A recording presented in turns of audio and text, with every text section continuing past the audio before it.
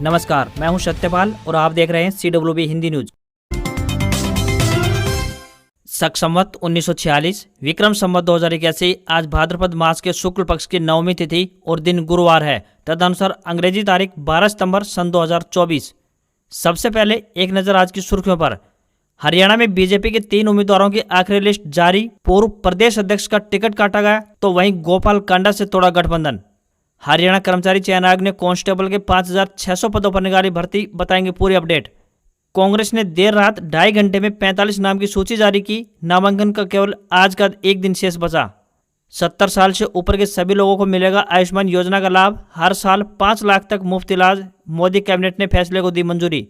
हरियाणा विधानसभा चुनाव के लिए आम आदमी पार्टी की चौथी लिस्ट जारी। विनेश फोगाट के सामने ताल ठोकेंगी WWE महिला रेसलर कविता दलाल। हरियाणा में जेजेपी ASP गठबंधन की तीसरी लिस्ट जारी। बीजेपी छोड़कर आए शेरावत को टिकट तो वही रानिया में रणजीत चौटाला का समर्थन करेंगे। हरियाणा में इनेलो बसपा उम्मीदवारों की घोषणा। 11 नाम, सुनैना को फतेहाबाद और आदित्य चौटाला को डबवाली से टिकट मिली। आरती राव 66 करोड़ की मालकिन, 77 लाख से ज्यादा की ज्वेलरी, दिल्ली में फ्लैट, खुद के पास कोई वाहन नहीं।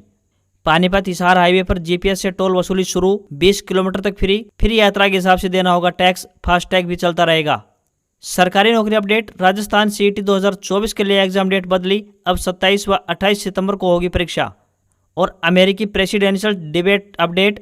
अमेरिका की 4 मीडिया हाउस यानी New York times, CNN, Washington post और BBC के सर्वे में कमला हैरिस को विजेता माना। और अब खबरें विस्तार से। इन दिनों पूरे देश भर में बारिश का कहर जारी है। लगातार हो रही मूसलाधार बारिश के कारण नदी नाले उफान पर हैं। इस मौसम में बीमारियों का खतरा भी तेजी से बढ़ रहा है। वहीं हरियाणा में बात करें तो एक बार फिर से मानसून एक्टिव होता हुआ नजर आएगा, जिसे लेकर मौसम विभाग द्वारा आज यानी 12 सितंबर को गुरुग्राम, फरीदाबाद, मेवात और पलवल में भारी बारिश की संभावना जताई गई है। साथ ही अलर्ट भी जारी किया गया है। बता दें कि प्रदेश के कई हिस्सों में फिलहाल मध्यम बारिश का दौर जारी है। पिछले 24 घंटे की बात करें तो 8 जिले ऐसे हैं जहाँ लगातार तेजी से बारिश हो रही है। इसमें सोनीपत जिला सबसे ऊपर है। यहाँ 61 mm बारिश रिकॉर्ड की गई है। बंगाल की खाड़ी में एक कम दबाव होने के कारण यह स्थिति वहां पर उत्पन्न हुई है। वहीं आज पश्चिमी विक्षोभ सक्रिय हो जाएगा। दिल्ली NCR सहित हरियाणा में मौसम में बदलाव लगातार जारी है, जिसका असर 14 सितंबर तक देखने को मिलेगा।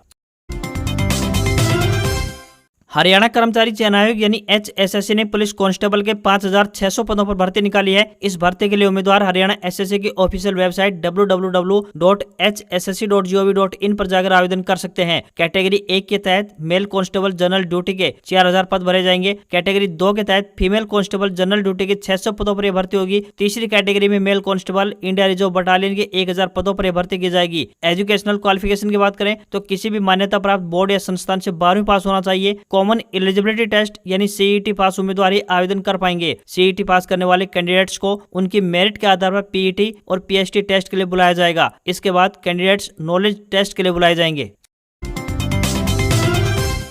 केंद्र सरकार ने SSC GD कांस्टेबल भर्ती के नियमों में बदलाव किए हैं। अब रिटन एग्जाम और फिजिकल एफिशिएंसी टेस्ट के बाद होने वाले फिजिकल स्टैंडर्ड टेस्ट यानी डॉक्यूमेंट वेरिफिकेशन और मेडिकल टेस्ट अब एक साथ होंगे। इससे भर्ती की प्रक्रिया में अब कम समय लगेगा और चयनित उम्मीदवारों को जल्दी बहाली मिलेगी। वहीं राजस्थान कर्मचारी चयन बोर्ड ने कॉमन एलिजिबिलिटी टेस्ट यानी CET 2024 ग्रेजुएट लेवल परीक्षा की नई तारीख जारी कर दी है। पहले यह परीक्षा 21 सितंबर को होनी थी। अब यह परीक्षा 27 और 28 सितंबर को आयोजित करवाई जाएगी। उम्मीदवार ऑफिशियल वेबसाइट rsmssb.rajasthan.gov.in पर जाकर एग्जाम का नोटिफिकेशन चेक कर सकते हैं। इस परीक्षा के माध्यम से राजस्थान के विभिन्न सरकारी विभागों में प्लाटून कमांडर, कनिष्ठ लेखाकार, तहसील राजस्व लेखाकार, पर्यवेक्षक यानी महिला सुपरवाइजर, पर्यवेक्षक, उप जेलर, छात्रावास अधीक्षक ग्रेड 2, पटवारी, ग्राम विकास अधिकारी आदि पदों पर भर्ती की जाएगी। परीक्षा में 300 अंकों के 150 प्रश्न पूछे जाएंगे। इन प्रश्नों को हल करने के लिए उम्मीदवारों को 3 घंटे का समय दिया जाएगा।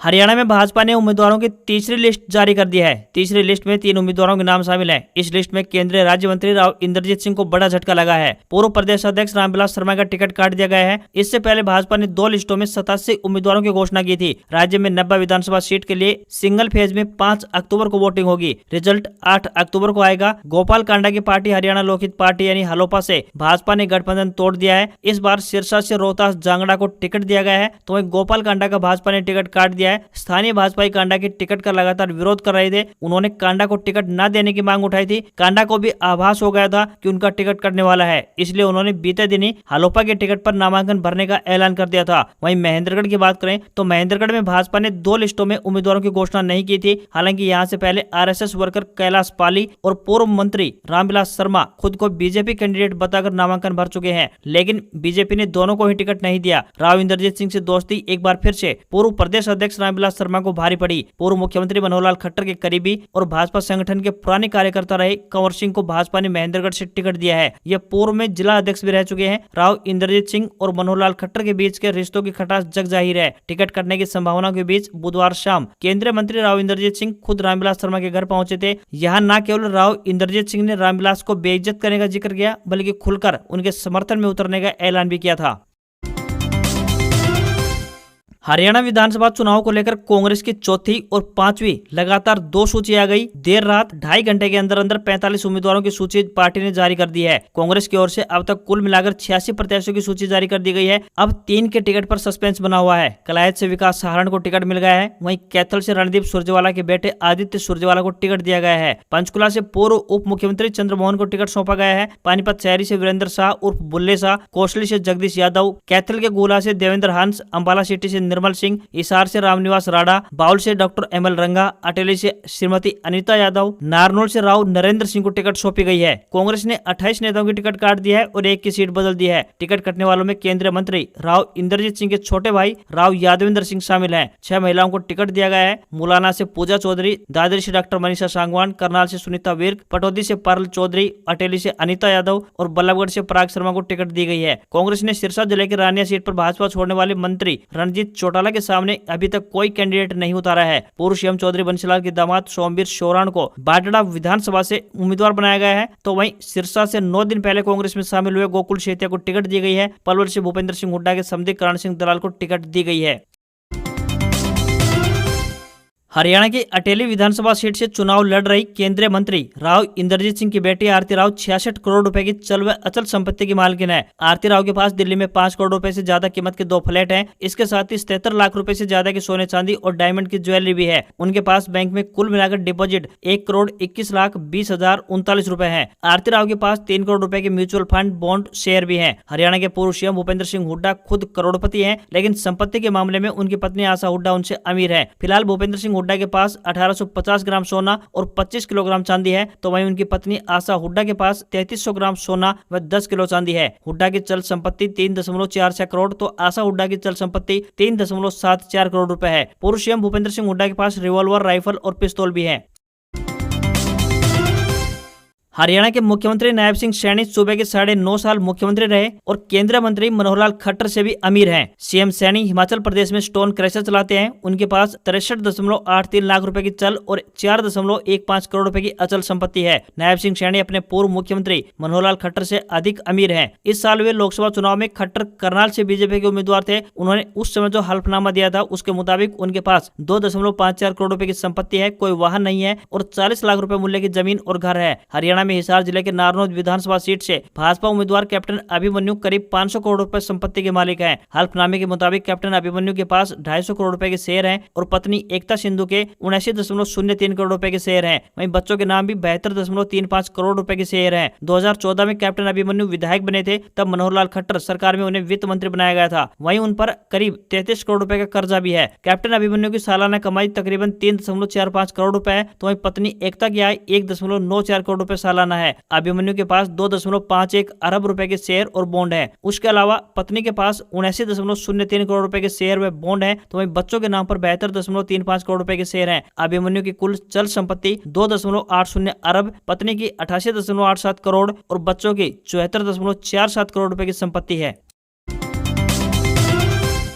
हरियाणा की बीजेपी सरकार ने चुनाव के बीच विधानसभा भंग करने की सिफारिश कर दी है। इसके लिए बुधवार शाम को कैबिनेट की अर्जेंट मीटिंग बुलाई गई थी, जिसमें विधानसभा भंग करने की सिफारिश को मंजूरी दी गई। इस पर गवर्नर की मोहर के लिए सीएम नायब सिंह सैनी को रात करीब 9:30 बजे गवर्नर से मिलना था। हालांकि गवर्नर के बाहर होने की वजह से सैनी की मुलाकात आज सुबह तक के लिए टाल दी गई है। अब सीएम सुबह 9:30 बजे के करीब गवर्नर हाउस जाएंगे। संविधान के मुताबिक अधिकतम 6 महीने के भीतर विधानसभा का एक सत्र बुलाना अनिवार्य होता है। नायब सिंह सैनी के सीएम बनने के बाद 6 महीने खत्म होने की आखिरी तारीख आज यानी 12 स्तंभ है। अब चुनाव के बीच सत्र बुलाना संभव नहीं है। गवर्नर के मंत्रिमंडल की विधानसभा भंग करने को मंजूरी देने के बाद भी नायब सिंह सैनी कार्यवाहक सीएम के तौर पर काम करते रहेंगे। प्रदेश में केयर टेकर सरकार चलेगी। सरकार कोई भी अब नीतिगत फैसला नहीं ले सकेगी। हरियाणा में विधानसभा चुनावों को लेकर राजनीतिक सरगर्मियां तेज हैं। नामांकन दाखिल करने में सिर्फ आज ही का दिन शेष है। इसी को देखते हुए सभी राजनीतिक दल सभी 90 विधानसभा सीटों के लिए अपने प्रत्याशी घोषित करने में जुटे हुए हैं। इसी कड़ी में दुष्यंत चौटाला की जननायक जनता पार्टी यानी जेजेपी और गठबंधन सहयोगी चंद्रशेखर रावण की आजाद समाज पार्टी यानी एएसपी की तीसरी लिस्ट जारी हो गई है। विधानसभा चुनाव के लिए जेजेपी एएसपी गठबंधन ने 18 उम्मीदवारों की तीसरी लिस्ट जारी कर दी है। रादौर, रेवाड़ी और फरीदाबाद सीट पर आजाद समाज पार्टी की ओर से प्रत्याशी घोषित किए गए हैं, जबकि बाकी 15 सीटों पर जेजेपी के उम्मीदवार चुनावी रण में होंगे। पलवल से बीजेपी के जिला उपाध्यक्ष रविंद्र सहरावत, जिन्होंने बीते दिन ही जेजेपी ज्वाइन की है, उन्हें हाथीन विधानसभा सीट से प्रत्याशी बनाया गया है। वहीं रोहतक से जितेंद्र बलहारा, टोहाना से हवा सिंह खोबड़ा, हिसार से रवि आहूजा, आदमपुर से कृष्ण गंगवा और रेवाड़ी से मोकी यादव को टिकट दिया गया है। तो वहीं जेजेपी एएसपी गठबंधन ने राणिया विधानसभा सीट से निर्दलीय चुनाव लड़ रहे पूर्व बिजली मंत्री रणजीत चौटाला के समर्थन का ऐलान कर दिया है। पार्टी ने उनके सामने उम्मीदवार घोषित नहीं किया है। रणजीत चौटाला बदले में डबवाली में पार्टी प्रत्याशी दिग्विजय चौटाला की मदद करेंगे। केंद्र सरकार ने आयुष्मान भारत योजना को और अधिक विस्तार दे दिया है। अब 70 साल से ऊपर के सभी बुजुर्गों को इस योजना का लाभ मिलेगा। इसके तहत हर साल 5 लाख रुपए तक का मुफ्त इलाज कराया जा सकता है। बुधवार को मोदी कैबिनेट ने इस फैसले को मंजूरी दे दी है। सरकार के मुताबिक 6 करोड़ सीनियर सिटीजन्स को इस योजना का लाभ मिलेगा। इसमें देश के तकरीबन 4.5 करोड़ परिवार शामिल होंगे। भाजपा ने लोकसभा चुनाव के अपने घोषणा पत्र में यह वादा किया था। सरकार ने कहा कि 70 साल और उससे ज्यादा उम्र के सभी बुजुर्ग, चाहे उनकी आर्थिक स्थिति कैसे भी हो, इस योजना का फायदा उठा सकेंगे। उनके लिए एक नया अलग कार्ड जारी किया जाएगा। अगर कोई बुजुर्ग पहले से ही किसी हेल्थ इंश्योरेंस योजना का लाभ ले रहे हैं तो वे अपनी मौजूदा योजना या फिर आयुष्मान भारत स्कीम को चुन सकते हैं। इस योजना के तहत देश भर के सिलेक्टेड सरकारी और निजी अस्पतालों में इलाज करवाया जा सकता है। भर्ती होने के 10 दिन पहले और बाद के खर्च का भी इस योजना के तहत भुगतान का प्रावधान है। किसी भी बीमारी में अस्पताल में एडमिट होने से पहले और बाद के खर्च इसमें कवर होते हैं। ट्रांसपोर्ट पर होने वाला खर्च इसमें कवर होता है। सभी मेडिकल जांच, ऑपरेशन, इलाज जैसी चीजें इसमें शामिल हैं। हरियाणा में इनेलो बसपा ने बुधवार को उम्मीदवारों की लिस्ट जारी कर दिया है। इसमें 11 नाम शामिल हैं। पूर्व उप प्रधानमंत्री देवीलाल के बेटे प्रताप चौटाला के बेटे रवि चौटाला की पत्नी सुनैना को फतेहाबाद से टिकट दिया गया है, तो वहीं आदित्य चौटाला को डबवाली से मैदान में उतारा गया है। बसपा और इनेलो के बीच जुलाई में गठबंधन हुआ था। इसमें तय हुआ था कि बसपा 90 में से 37 सीटों और इनेलो 53 सीटों पर अपने उम्मीदवार मैदान में उतारेगी। मुख्यमंत्री का चेहरा अभय सिंह चौटाला को बनाया गया है। इस दौरान दोनों पार्टियों ने घोषणा की थी कि अगर उनकी सरकार बनती है तो वो हर घर से एक पढ़े लिखे युवा को सरकारी नौकरी देंगे। राज्य में पीने का पानी और हर महीने गैस का एक सिलेंडर मुफ्त यानी फ्री दिया जाएगा। वहीं बुढ़ापा पेंशन 3,000 रुपए से बढ़ाकर 7,500 रुपए कर दी जाएगी। इनेलो ने 2019 के विधानसभा चुनाव में प्रदेश की 90 में से 81 सीटों पर चुनाव लड़ा था, लेकिन वह केवल एक सीट ही जीत पाई थी। तो वहीं दूसरी तरफ बसपा ने 87 सीटों पर चुनाव लड़ा, लेकिन वो प्रदेश में एक भी सीट नहीं जीत पाई। राजधानी में सस्ते दामों में मकान खरीदने का सपना दिल्ली विकास प्राधिकरण पूरा कर रहा है। वर्तमान में डीडीए के साल 2024 के लिए सस्ता घर और मध्यम वर्ग की आवास योजना खरीदारों को खूब भा रही है। इस योजना के तहत बिकने वाले मकानों की खरीद में लोग अच्छा रिस्पॉन्स दिखा रहे हैं। बता दें कि बीते कुछ समय से नरेला में सरकार द्वारा इंफ्रास्ट्रक्चर में काफी निवेश भी हुआ है। यही कारण है कि इस क्षेत्र में भी किफायती घरों की डिमांड में खूब बूम देखने को मिला है। दूसरी तरफ नरेला से भी कनेक्टिविटी बेहतर हुई है। यह भी एक कारण है कि लोग यहाँ घर खरीदने में अपनी रुचि दिखा रहे हैं। सरकार द्वारा दिल्ली मेट्रो के रिठाला नरेला कुंडली कॉरिडोर को मंजूरी मिलने के बाद भी यहाँ फ्लैट्स की डिमांड बढ़ गई है। इन दोनों योजनाओं के तहत 22 अगस्त से रजिस्ट्रेशन शुरू हुआ था। 31 मार्च 2025 तक यह योजना खुली रहेगी। बता दें कि इस योजना के तहत बिकने वाले सभी फ्लैट्स बनकर तैयार हैं। खरीदार तुरंत यहाँ रहना शुरू कर सकते हैं। डीडीए द्वारा लॉन्च की गई सस्ता घर हाउसिंग स्कीम के तहत कुल मिलाकर 34,177 फ्लैट्स की बिक्री होनी है। इसकी कीमत 11.90 लाख रुपए से 25.60 लाख रुपए तक निर्धारित की गई है। नरेला में सबसे सस्ते घर उपलब्ध करवाए गए हैं। इन्हें पहले आओ पहले पाओ के आधार पर बेचा जाएगा। डीडीए द्वारा पेश की गई मध्यम वर्गीय हाउसिंग स्कीम के तहत कुल 5,531 फ्लैट्स बेचे जाने हैं। ये सारे फ्लैट्स जसोला, लोकनायकपुरम और नरेला में स्थित हैं।